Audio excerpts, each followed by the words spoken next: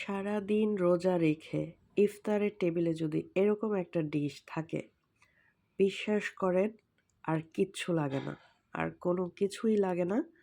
চলেন রেসিপিটা দেখে আসি। আসসালামু আলাইকুম, কেমন আছেন সবাই? আশা করছি আল্লাহর রহমতে সবাই ভালো আছেন। রমজান মোবারক। রমজানের আরেকটা স্বাস্থ্যকর রেসিপি নিয়ে আপনাদের কাছে চলে আসছি এবং ডিফারেন্ট। আশা করছি সবার কাছে ভালো লাগবে। চলেন তাহলে রেসিপিটা দেখি। জেসমিন রাইস নিয়েছি 1 কাপ।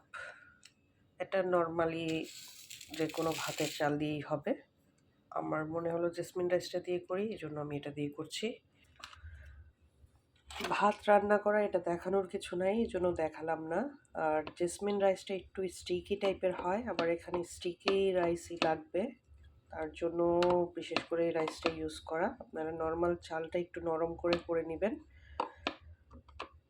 ঠান্ডা করে আমি একটু নরম করে নিচ্ছি।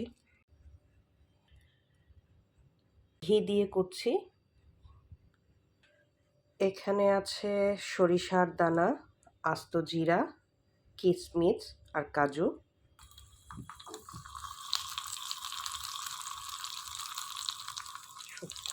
ভেজে নিচ্ছি, ফোড়ন দিব আর কি এটা দিয়ে। ভাতের মধ্যে দইটা ভালো করে মিক্সড করে নিব। মিক্সড করা দইটা ভাতে দিয়ে দিলাম।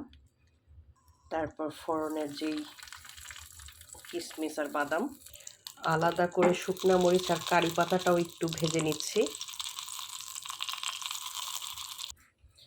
অ্যাড করছি এখানে ধনিয়া পাতা আর কাঁচামরিচ কুচি। দিয়ে দিচ্ছি কারি পাতার শুকনা মরিচ।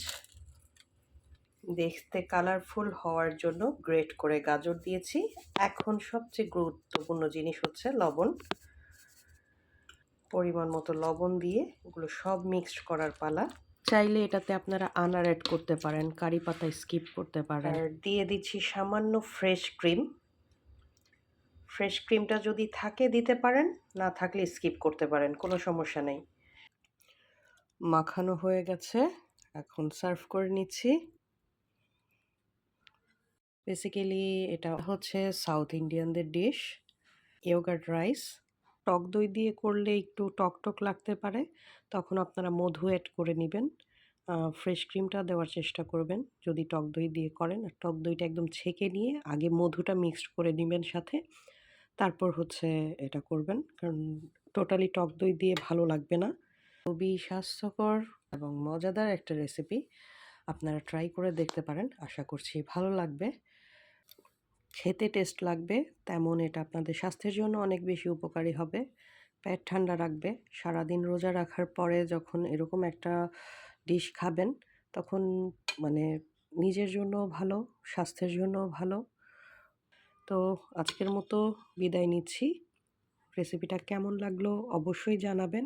একবার খেয়ে অন্তত বলবেন কেমন হয়েছে। আল্লাহ হাফেজ। আসসালামু আলাইকুম সবাইকে।